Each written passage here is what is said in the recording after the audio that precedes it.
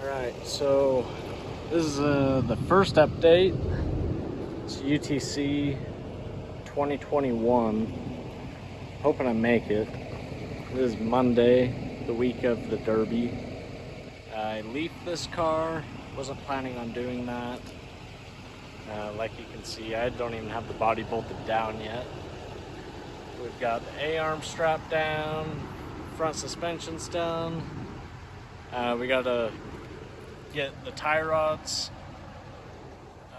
shortened or find different ones.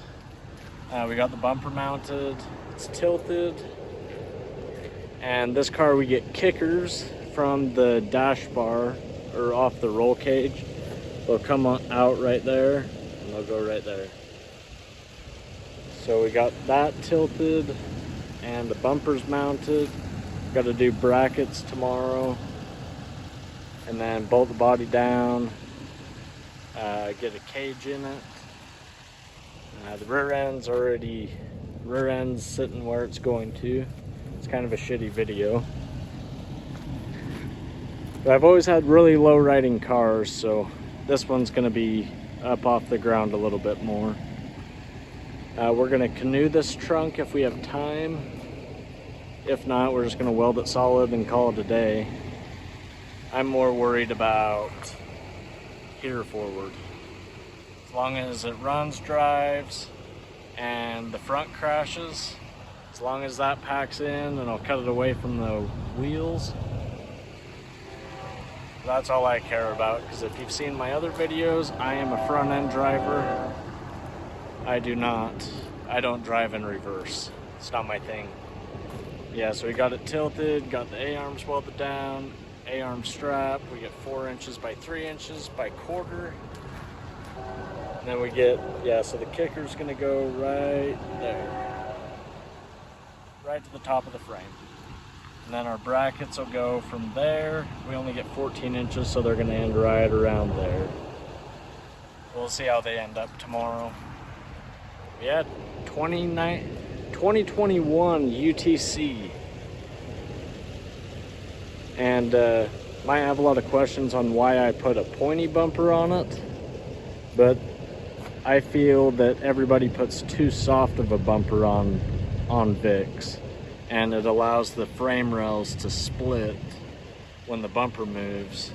Like when you're hitting with the front end, the bumper bows in, it spreads the frame rails, and that's when they fail right there. But so my dad didn't think it was a good idea, but I told him I'm gonna build this car as hard as I can using all the best parts, and if it fails, then we'll try again next year. But the frame is just, it pushes barely down, but I think the leverage from the pointy will bring it up. But yeah, I'm excited to run a kickered car. I've ran 2 in the past, and I get about 1 show out of them. But one was on a box Vic, and it ended up folding right there. And then on a Cadillac, the frame horns actually completely came off the cradle and separated everything. It was pretty messed up. I'll try to post pictures of both those cars on what went wrong with them. But on on the Cadillac, my dad told me I couldn't ruin a kickered caddy in 1 show. So I proved him wrong. But yeah, here's update number 1. And tomorrow, hopefully we can get the bumper brackets mounted, at least the cage cut and tacked in. And then after we do the cage, I'm gonna pressure it so that the kickers have all the pressure and not the motor and tranny. I've always had the motor and tranny have all the pressure in the past. Yeah. And I know my page has changed, but I'm Tyson Shelley, number 19. So that's what this car will be. MHC Sign and Design is sponsoring this car.